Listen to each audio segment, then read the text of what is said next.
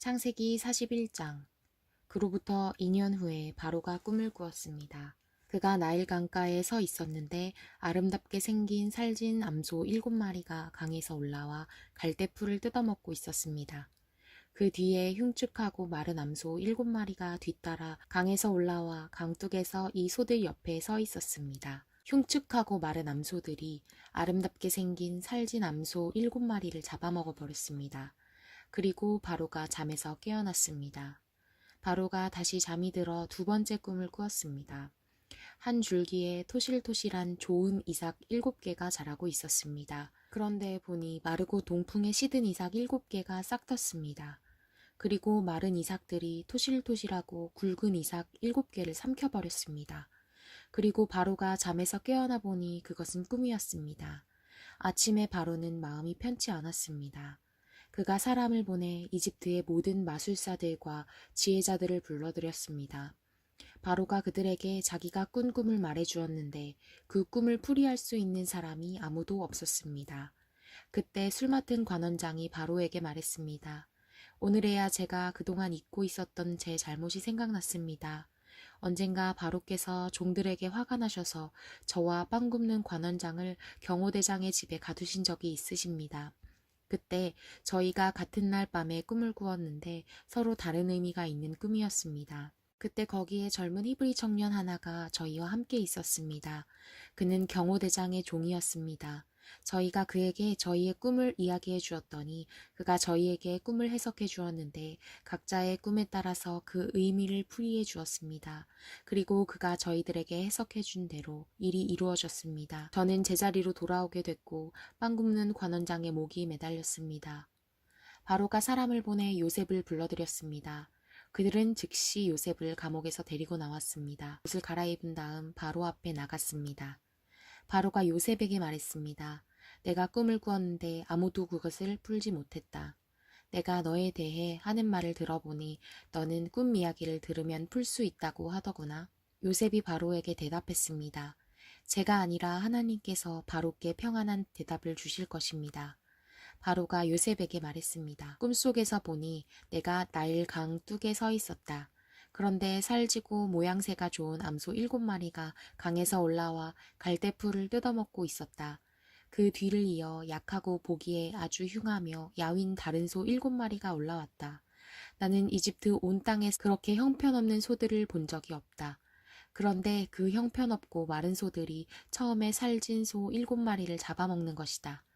그것들은 먹고 나서도 굶은 것처럼 여전히 그 생김새가 형편없었다. 그리고 내가 잠에서 깨었다. 다시 내가 꿈에서 보니 굵고 좋은 알곡이 달린 7개의 이삭이 한 줄기에서 자라나고 있었다. 그 뒤를 이어 마르고 동풍에 시든 7개의 이삭이 싹 텄다. 그리고 나서 그 마른 이삭들이 좋은 이삭 7을 삼켜버렸다. 내가 이것을 마술사들에게 말해주었지만 내게 그 꿈을 설명해주는 사람이 없었다. 요셉이 바로에게 말했습니다. 바로의 꿈은 다 같은 것입니다. 하나님께서 이제 하시고자 하는 일을 바로께 보여주신 것입니다. 7마리 좋은 소는 7년을 말하며 7개의 좋은 이삭도 7년을 말합니다. 이 꿈은 같은 것입니다. 나중에 나온 7마리의 마르고 형편없는 소들 역시 7년을 말하고 동풍에 마른 속이 빈 이삭 7도 흉년이 7년 동안 있을 것을 말합니다. 제가 바로께 말씀드린 것과 같이 이것은 하나님께서 이제 하시고자 하는 일을 바로께 보여주신 것입니다. 두고 보십시오. 이집트 온 땅에 7년 동안 큰 풍년이 있게 될 것입니다. 그 후에 7년의 흉년이 뒤따를 것입니다. 그러면 이집트의 모든 풍요로움이 잊혀지고 기근이 땅을 뒤덮을 것입니다. 뒤에 따라올 기근이 너무 심해 이 땅에 풍요로움이 있었는지 기억조차 못하게 될 것입니다. 이 꿈이 바로께 2번이나 반복해 보인 것은 이 일을 하나님께서 결정하셨고 하나님께서 이 일을 서둘러 행하실 것이기 때문입니다.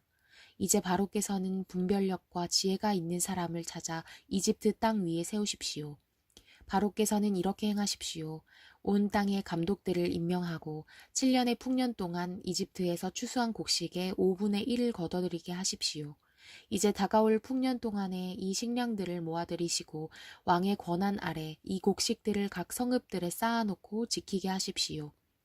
이 양식들은 이집트 땅에 일어날 7년 동안의 흉년에 대비한 식량이 될 것입니다. 그러면 이 땅이 흉년으로 망하는 일이 없을 것입니다. 이 제안이 바로와 그의 모든 신하들에게 좋게 여겨졌습니다. 바로가 자기 신하들에게 말했습니다. 우리가 이 사람처럼 하나님의 영이 있는 사람을 찾을 수가 있겠느냐? 바로가 요셉에게 말했습니다. 하나님께서 내게 이 모든 것을 알려주셨으니 너만큼 분별력과 지혜가 있는 사람이 없을 것이다. 너는 내 집을 다스리도록 하여라. 내 모든 백성이 내 명령에 순종할 것이다. 내가 너보다 높은 것은 이 왕의 자리뿐이다. 바로가 요셉에게 말했습니다. 보아라, 내가 지금 너를 이집트 온 땅 위에 세우노라. 바로가 자기 손가락에서 반지를 빼 요셉의 손가락에 끼워주고 고운 삼배로 된 옷을 입히고 그 목에는 금목걸이를 걸어주었습니다. 그는 또한 요셉을 자기의 두 번째 수레에 태웠습니다. 사람들이 요셉 앞에서 무릎 꿇고 절하라고 외쳤습니다. 이렇게 해서 바로는 요셉에게 이집트 온 땅을 맡겼습니다. 바로가 요셉에게 말했습니다. 나는 바로다. 내 말이 떨어지기 전에는 이집트 온 땅에서 자기 손이나 발을 움직일 사람이 없을 것이다. 바로가 요셉에게 사브낫 바네아라는 이름을 지어주었습니다. 그리고 온의 제사장인 보디베라의 딸 아스낫을 그에게 아내로 주었습니다. 요셉이 이집트 땅을 다스렸습니다. 요셉이 이집트 왕 바로 앞에 서게 됐을 때 그의 나이 30세였습니다. 요셉은 바로 앞에서 나와 이집트를 두루 살피고 다녔습니다. 땅은 7년의 풍년 동안 풍성하게 많은 소출을 냈습니다. 요셉은 그 7년의 풍년 동안 이집트에서 생산된 모든 양식을 거두어 여러 성에 쌓아두었습니다. 그는 각 성의 주변에 있는 밭에서 거둔 양식들을 각 성에 저장해 두었습니다. 요셉은 바다의 모래처럼 어마어마하게 많은 양의 곡식을 모아두었습니다. 그 양이 너무 많아서 그는 다 기록할 수가 없었습니다. 흉년이 들기 전에 온의 제사장 보디베라의 딸 아스낫이 요셉에게 두 아들을 낳아주었습니다. 요셉은 하나님께서 나로 하여금 내 모든 수고와 내 아버지 집의 모든 일을 다 잊게 하셨다라고 하며 맏아들의 이름을 므낫세라고 지었습니다. 그리고 그는 하나님께서 나로 하여금 내 고난의 땅에서 번영하게 하셨다라고 하며 작은 아들의 이름을 에브라임이라고 지었습니다. 이집트 땅의 7년의 풍년이 끝났습니다. 그리고 요셉이 말한 대로 7년의 흉년이 시작됐습니다. 다른 모든 나라에도 흉년이 들었지만 이집트 온 땅에는 식량이 있었습니다.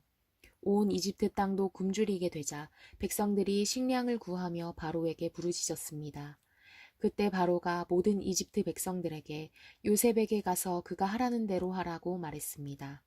흉년이 온 땅에 닥치자 요셉은 창고를 열어 이집트 백성들에게 곡식을 팔았습니다. 이집트 땅의 기근이 아주 심했습니다. 온 땅에 기근이 심했기 때문에 온 세상 사람들이 곡식을 사러 이집트에 있는 요셉에게로 왔습니다.